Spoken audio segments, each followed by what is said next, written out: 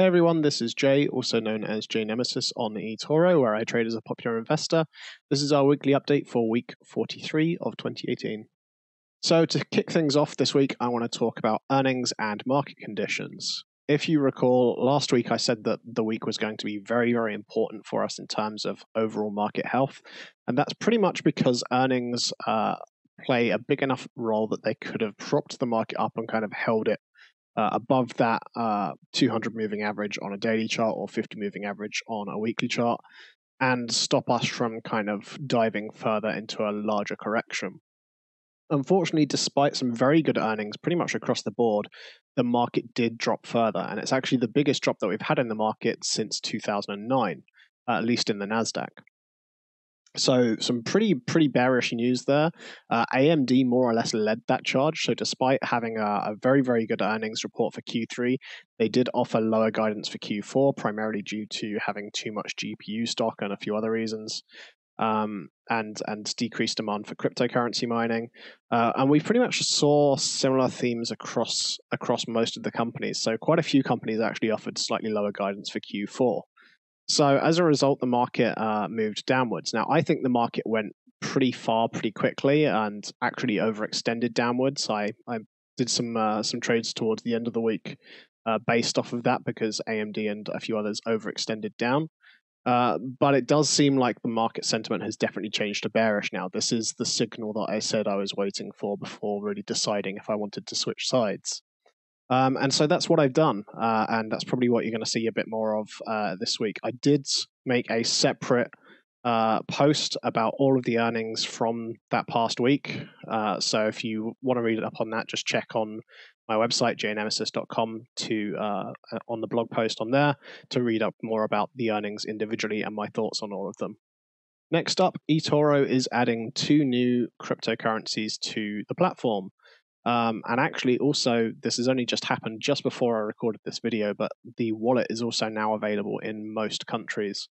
So eToro added Binance token, which I found quite strange. I wrote a quick post about this on my feed on eToro, so you can go and search that if you don't know anything about Binance token. I briefly explain what it is and the pros and cons for it, and my kind of thoughts about if I'm going to be investing or not. Interestingly, another user actually tagged Zcash in a post about BNB when I first found it. And so we can see that Zcash is also coming to eToro. So Zcash is a cryptocurrency I'm a bit more excited about. Zuko, if you don't follow him on Twitter and you're an active Twitter person, then you should definitely be following him if you care about cryptocurrency. He's a very, very smart guy. Zcash is a cryptocurrency that I actually quite like. So you know, it's up there competing with Monero and Dash for the kind of privacy coin of choice. And it is a cryptocurrency that I really quite like. So it's not live for trading yet, but I am quite excited to see when it does go live. I'm not necessarily sure that I will be investing in it straight away. I'll probably wait a bit for things to kind of cool off, because we have seen Zcash and, well, we've seen other cryptocurrencies certainly jump in price on eToro when they get added. So I'm a bit hesitant about going for something like Zcash, because I think there will be quite a lot of demand for that cryptocurrency on eToro, and it could affect the price a little bit. Finally, the SVK crypto event in London. So this was an EOS-centric event. Well, it's technically not an EOS event. It's just a kind of crypto event overall. But SVK, for those of you who don't know, is one of the companies that was announced by EOS VC as a partnering VC fund for the EOS community, investing in different EOS dApps. So this event was actually a really, really interesting event. Unfortunately, it basically overlapped with when all of this drama was going on in the market. So I was, on my way back to the tube station on my way back to the train station as the markets closed. So I was underground. I didn't have signal as the market was closing to do any trading or anything, or kind of see how things were going. And my train ride home consisted of listening to earnings calls and reading reports. But the actual event itself was still very, very good and very, very valuable. So if you're someone in London and you kind of like are looking for crypto events to go to, I'd highly recommend the SVK crypto events. It was absolutely rammed full of people, including some pretty high up people. So I was actually sitting 2 people along from 2 guys from Fidelity, who, if you don't know, are one of the big players on the institutional side for investing in cryptocurrency. And institutions was more or less the theme of the event. So we had some brilliant people on the panel, including Alexander Perrin, who is from Virgin Ventures and Private Equity. We had Stephen Kelso, who is the European head for Galaxy Digital, which is another VC fund partnered with EOS VC. They are also a hedge fund, and they also do a bunch of other stuff, including institutions. They are one of the first big outfits to kind of set up ready for institutional investment. So there was a lot of discussion on the panel about it, and it was very interesting. There were some kind of recurring themes about how ready crypto is and how likely it is that we're going to see these big names kind of move into the crypto space this year. Pretty much the consensus was that it wouldn't be until next year, so anything from 6 to 12 months roughly before we start to see institutions come on board. There are still some problems that kind of lay in the way of that. So liquidity is a big problem for most cryptocurrencies. We still have problems in terms of custody and actually, protecting it and security and everything like that that's involved. But overall, the panel was very, very bullish, and I left the event feeling pretty happy about the direction that crypto is going and the progress that we're making, especially since the price has just been consistently going sideways for the past month. So all in all, it was a really good event, and I'm looking forward to the next one. And I think cryptocurrencies are looking pretty healthy at the moment, actually. So let's take a look at our trading stats for the week. Portfolio change of minus 6.16%. I think that's the biggest weekly portfolio change that I've ever had, possibly. Probably not actually thinking of cryptocurrencies and how much that may distort it, but certainly the biggest this year, I think.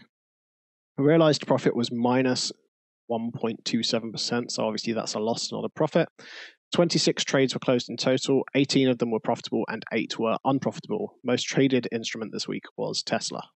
So quick recap of the crypto trades. So we had 2 major losses that I closed out on Dash, minus 40.4% and minus 32.83%. Both of these were basically due to a kind of a lack of confidence in Dash's progress recently. And I'm looking at how much Dash I own and the current state of the markets and how useful it would be to have some free cash right now. And I just decided to kind of close those 2 positions. The remaining positions I have left in Dash now are all over 80% down on their opening price. So there's really not that much point in me closing them. Like the funds that I would get back from that to reinvest would, perhaps be enough for one position. So it's just really not worth it for me to close those. So I'm going to keep them open.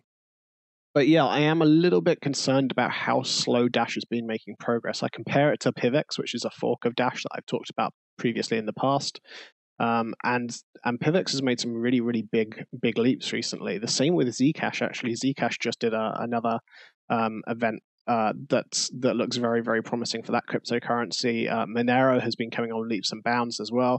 We're even seeing privacy features hitting things like Litecoin recently as well. So it just feels like Dash is going too slowly at the moment, and it's a real shame because I remember a year ago I was pretty bullish on Dash, and I really thought that it was likely to kind of take over as the privacy coin of choice, but it just hasn't delivered on the promises that they laid out at the start of this year. So I will keep the exposure that we've got at the moment, but I am a bit more bearish on Dash in terms of its position within the top 20 on CoinMarketCap. Next up, EOS. So one position was closed for 0.19% profit. This was more a case that the market had been going sideways for so long, it was clearly not going to be going up anytime too soon. So I figured that I would just take that money out because the money is useful elsewhere. And taking it at break even is not a bad thing, or even just above break even. So that's what I went for. Actually, it turned out to be pretty good timing because the market did drop a little bit not too long after I closed that position. Onto the stock recap. So we had a bunch of earnings, as I mentioned previously. I'm not going to cover that too much in this video, nor in the written version of this report. So if you actually want to find out my thoughts on the different earnings calls, the best thing to do is to head over to my website, jaynemesis.com, go onto the blog, and you will see a post there about all of my thoughts about the various different earnings calls. And I think it's a pretty good summary about what happened in them as well. So starting off with Amazon, 0.91% profit. This was, I believe, in the lead up to their earnings call. I could be wrong. It might have been overnight. And yeah, I think it was effectively a day trade. 0.91% profit. It's pretty reasonable. Onto Twitter, and 3 positions were closed here. They had a very strong earnings report. Came out of it about 14% up in post-market. They actually opened the market a little bit lower than that, around 10% up. But regardless, it was a very good result for Twitter, and we had quite a lot of positions in Twitter. That being said, as you can see, there's 3 positions that I closed were all actually still closed in a loss. Minus 10%, minus 19.9%, and minus 24.4%. The reason for closing these at a loss is that realistically, if you look at how much more ground needs to be gained for me to actually kind of break even on those trades or make a profit on those trades, it still was a pretty long way away. The market had turned bearish following this earnings report, so I was a bit scared that it would drag the price lower. So I figured that this was actually a pretty reasonable time to just take that money out and protect the jump in price that we did benefit from at the very least. First Solar, we had a position hit stop loss at minus 50%. That was pretty disappointing because I have actually been directly managing my stop losses and kind of trying to move them down to protect our positions. This is the only one I think that has been caught out. I did manage to protect all of the AMD positions that I wanted to and things like that. So a bit unfortunate on that side of things. It is what it is. I don't actually see Solar recovering for some time yet, so it's not the biggest concern for me that it did actually hit its stop loss. It does still free up some extra money as we quite desperately needed at that moment in time. On a slightly better note, Tesla, we had 8 profitable trades between 1% and 7.66%. Some of these were day trades. Some of these were positions that had been open in Tesla for a little bit longer, waiting for earnings. Tesla were one of the companies that had a brilliant earnings call. I think actually I took the profit here a little bit early because I took it more or less the next day as the market reopened following earnings, because I was concerned, again, like with Twitter, that the market would drag it down. And actually, Tesla continued to rally despite that. So, and if you go and read my report on my website about the earnings call, I am actually very bullish on Tesla. I think that the report that they gave was really pretty staggering. In case you didn't know, they actually moved their earnings forward, only giving the market effectively like a day and a half's notice before the earnings call. So I wasn't in the best position that I could have been for that call, but that's pretty much the same as most people. I don't think anyone was really expecting them to just, say that, hey, we're reporting earnings in 2 days, by the way. So that was some good news, and it did save us a little bit of pain. But I don't currently hold any positions for Tesla going forward, purely because of the market conditions, but I do plan to rebuild that at some point. Next up, we have Snapchat. So Snapchat's where I did some of my best trading during this bear market. We had 2 shorts open ahead of their earnings. One of them I closed at a loss a bit before their earnings because I was a little bit concerned that the market would go the other way. And I had quite a few positions open at the time. I closed one at a small loss, but the remaining positions that I had open actually made us some very nice profits. So 22.71% profit. There's another position that I actually closed this week, which was also very high. And effectively, Snapchat is doing exactly what I've always said it's going to do, which is very slowly dying.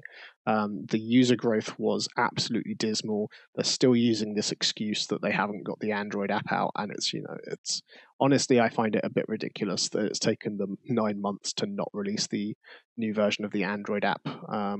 It just feels like some pretty bad excuses to me for Snapchat. So hopefully we can see some more good profits from Snapchat shorting, especially if the market does go further into the bear territory.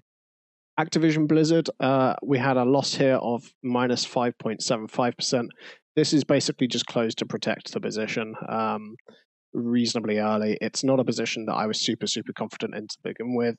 We're only at a 5% loss, so I figured that I'd much rather just kind of cut that position out now and kind of rest a bit more easily, knowing that money is safer effectively in our wallet. Microsoft next up. So 1.75% profit on a day trade. I believe this was a day trade around earnings. Again, Microsoft had another really strong earnings report, the same as the previous earnings report was also really, really stellar by them. They're now the second most valuable company in the world behind Apple. Pretty much across the board, strong growth. We did see a slight drop in growth for Azure, but overall, it's still looking very, very positive over at Microsoft. And that leads us to our last stock for this week. So AMD. AMD, despite having a really tragic after earnings market drop, we managed to close 6 profitable trades this week despite that. I believe most of these were long. Quite a few of them were day trades, but there were actually a couple of positions I'd had in AMD for some time that I decided to close as the price was rallying towards their earnings call, because it just felt like a sensible thing to do. So between 0.08% and 2.91% profit here. But realistically, I think the important thing to think here is about those long-term positions that I closed just ahead of the earnings actually effectively saved us from having a potential 30% loss on our hands, or in some cases even more because they were leveraged positions. So those trades may not look all that exciting, but they actually protected us from an awful lot of damage. So we'll take a look at the performance portfolio change. As you can see, October is frankly tragic, to be honest. I think this is probably the worst month I've ever had in trading. I wasn't actually trading during the last financial crisis. I traded, I think maybe within a month afterwards is when I first started trading, really, or at least properly. So this is the first time that I've really had to experience such a sharp drawdown in the stock markets, and it is definitely difficult. You can see on week 43 minus 6.16% portfolio change as well, so pretty dramatic. In terms of realized trades, on the weekly side, it doesn't look so bad, only minus 1.27 in terms of realized positions closed at a loss. So that's actually not as bad, considering how much the market has dropped by. But for October, is still pretty grim at minus 5.07%. So it really depends on how quickly the market recovers. I have positioned us pretty differently now in terms of how the portfolio is balanced. I'm much more hedged against further drops. So we won't benefit as much if the market rallies again, but likewise, we won't be hurt quite so badly if the market drops further, and we could actually make some profit. So looking ahead, I think if we actually look at the kind of the health of the markets, I do think that we potentially have substantially worse still to come. I don't think it's likely to happen this year, but it could happen this year. It really depends. For every financial crash, there's always some sort of a catalyst, and we still haven't actually seen a catalyst yet. My bets are still firmly on something like Brexit to potentially cause it. A no-deal Brexit that was perhaps a shock at the last minute could definitely cause a lot of upset for a lot of companies and kind of lead the financial markets downwards. I've also heard things about large company debt and all sorts of different things, the bond markets and stuff like that. A lot of people have got different theories about what's going to cause this crash. In reality, we don't know. We don't actually even know that the crash is going to happen, but it does seem pretty likely to me at this point that we will see a financial crash within the next 12 months. As a result of that and the recent kind of volatility that we've seen in the markets, I am trading a little bit more cautiously. I have started to day trade with my spare capital rather than go for more long-term positions. So I'm kind of, for the most part, apart from maybe Tesla, which I'm still looking to build a position in, I don't think I'm going to be building any positions in anything for long term. I'm just going to be day trading and kind of trying to take out some profit where it is sensible to do so. I have, of course, in the need to kind of have money to day trade with, I have freed up some funds. This does mean that I took some more substantial losses recently to kind of do that and make sure that we have some money on the sidelines to take advantage of the market if it moves either up or down substantially. Talking about my long-term positions again, I have always kind of stressed that I base my long-term positions on fundamentals, and fundamentals always come first for me ahead of technical analysis. I'm still very, very confident in AMD over the long term. There's 7-nanometer chips coming out in Q4 for graphics cards, and then 2018 early half for mainstream graphics cards, and then processors at the end of 2019 as well. So there's a lot going on there. Likewise, Tesla, as I said, still pretty bullish. Netflix, very bullish coming up to holiday season, normally does well then. A lot of new subscribers. There's a lot of growth markets for Netflix to be attacking. Amazon, same story. I could kind of, go on forever and ever. Again, read my report if you want to see my actual kind of more fundamental analysis on these companies and what's going on with them. But I am confident in what we're holding, so I will not be, unless I am forced to, closing positions in those companies at substantial loss from now on. Hopefully hearing me kind of talk about this stuff openly and seeing the transparency and hopefully even seeing actually the disappointment on my face about how poorly this month has gone does kind of keep some confidence for you guys in me. I know there are a lot of people that are saying that I just do this for the paycheck and that I'm trying to rob money from you guys and whatever. That's absolutely not true. I have a lot of my own money invested in eToro, both in my own my trading portfolio and in a second portfolio, which actually copies various people and does a lot of the same trades that my main portfolio does. So, I'm not trying to pull the wool over anyone's eyes. I'm an honest guy just trying to actually make profit in the markets. Unfortunately, this month has really kind of gone against us in a pretty bad way. So, take that as you will. I entirely understand if you want to cut your losses and run. If you want to extend your stop losses, do. If you don't. This isn't my advice. It's really up to you. You need to kind of actually look at what I'm saying here and my trading results and make a decision on your own about if this is the right thing for you. But I am still very, very confident that the cryptocurrency market is going to return to a bull market in mid to late 2019. I'm also pretty confident that the stock market will come out stronger after whatever crash it is that takes place, and that there will still be some big winners despite the fact that the market goes down. So I think Tesla has actually proven its resilience in their last earnings call as an example of that. So that's kind of all I wanted to say. There's no sort of plea deal. You don't have to copy me if you don't want to. I'm not saying that you should keep your money in. I'm not saying that you shouldn't be angry or upset. You should be frustrated because I'm frustrated. But try and keep things civil. I'm more than happy to answer questions, but if you send me a message just saying I'm down 25%, what's going on? Honestly, I'm probably going to point you at videos like this because I'm trying to explain what's going on a weekly basis, but continually getting comments like that is just kind of effectively wasting my time because I've explained what's going on. You can see what's going on. You can ask other traders what's going on. I think it's pretty clear to see what's been going on. So yeah, that's it from me on that front. With all of that being said, don't be getting too negative. The market does go up as well as down. That's how things go. If you like this video, then please consider pressing the bell notification on YouTube to get notifications when these videos go live, and following me on Twitter for more frequent updates, as well as, of course, checking my feed on eToro. Thanks for watching, everyone, and I'll see you next time.